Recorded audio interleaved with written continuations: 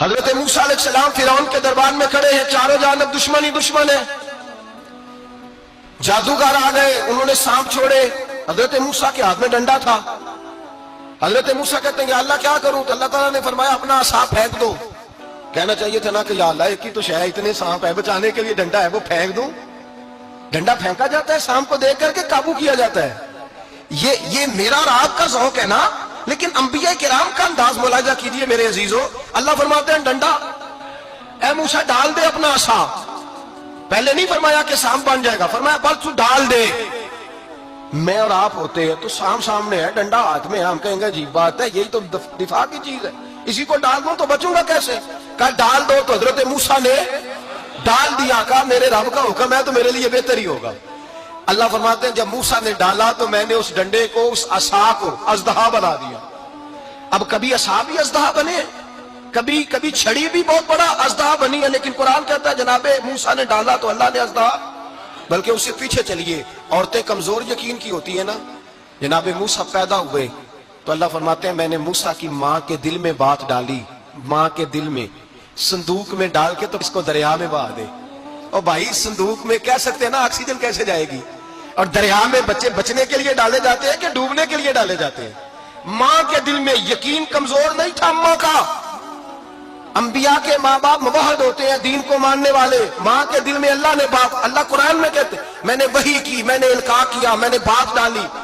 حضرت موسیٰ کی ماں کہتی ہے میں نے ڈال کے نا سمندر میں بیٹا، میں نے سمندر میں بیٹا ڈال کے صندوق میں بند کر کے رب کے حوالے کیا۔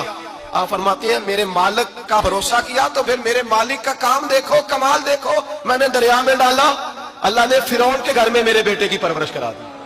یہ یقین کہ حضرت موسیٰ کے پاس قوم آئی، قرآن پڑھیے، کہا جناب پانی چاہیے۔ وَإِذِ اسْتَسْقَىٰ مُوسَىٰ لِقَوْمِهِ، موسیٰ نے اپنی قوم کے لیے پانی مانگا۔ ہم نے کہا فَانْفَجَرَتْ مِنْهُ اثْنَتَا عَشَرَةَ عَيْنًا، اپنا ڈنڈا پتھر پہ مارو۔ عقل والا آدمی ہوتا تو اڑ جاتا، کہتا یا اللہ پتھروں سے بھی کبھی پانی نکلا ہے؟ اضرب بعصاک الحجر، مارو پتھر پہ ڈنڈا۔ اللہ کے نبی نے منٹ نہیں لگایا، ٹھا کر کے ڈنڈا لگایا۔ فَانْفَجَرَتْ مِنْهُ اثْنَتَا عَشَرَةَ عَيْنًا، اللہ فرماتے ہیں جناب موسیٰ نے ایک عصا مارا، میں نے 12 چشمے جاری کر دیے۔ تو لے تو اللہ کرتا ہے، اللہ کہتا ہے پڑھ نماز روزی دوں گا، کہتا ہے سوچتا ہوں۔ اللہ فرماتا ہے آجا مسجد میں تیرا ہو جاؤں گا، کہتا ہے دیکھتا ہوں۔ رب فرماتا ہے تو میرے محبوب کی غلامی کر، میں تجھے محبوب بنا لوں گا۔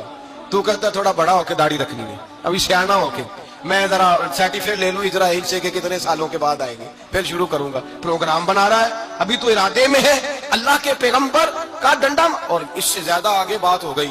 پیچھے فوج لگی ہوئی ہے فرعون کی، مجمع ہے، ہزاروں لاکھوں کا لشکر لے کے، تلواریں، نیزے، فرعون پیچھے، آگے دریا آ گیا۔ حضرت موسیٰ علیہ السلام کھڑے ہیں، اب کدھر جائیں؟ اللہ پاک نے فرمایا مارو ڈنڈا۔ کہاں؟ پانی پہ ڈنڈا مارو۔ اب حضرت موسیٰ علیہ السلام پانی پہ ڈنڈا مارے تو پانی ابھرے گا، اس سے زیادہ کیا ہوگا؟ پہلے پتھر پہ ڈنڈا مروایا تو پانی نکلا، اب پانی پہ ڈنڈا مروایا۔ فَإِذْ فَرَقْنَا بِكُمُ الْبَحْرَ فَأَنْجَيْنَاكُمْ وَأَغْرَقْنَا آلَ فِرْعَوْنَ، اللہ فرماتے ہیں موسیٰ نے پانی پہ ڈنڈا مارا تو میں نے پانی میں رستے بنا دیے۔ ایک جگہ ڈنڈا مارا تو پانی نکل آیا، دوسری جگہ عصا مارا تو پانی خشک ہو گیا، 12 چشمے بن گئے، 12 رستے بن گئے دریا میں سے۔ حضرت موسیٰ علیہ السلام گزر گئے، اور اللہ فرماتے ہیں فرعون بھی آیا تو اسے میں نے غرق کر دیا، اور وہ کھڑا دیکھتا ہی رہ گیا کہ بنا کیا ہے۔ یہ تو بات ہے حضرت موسیٰ کی۔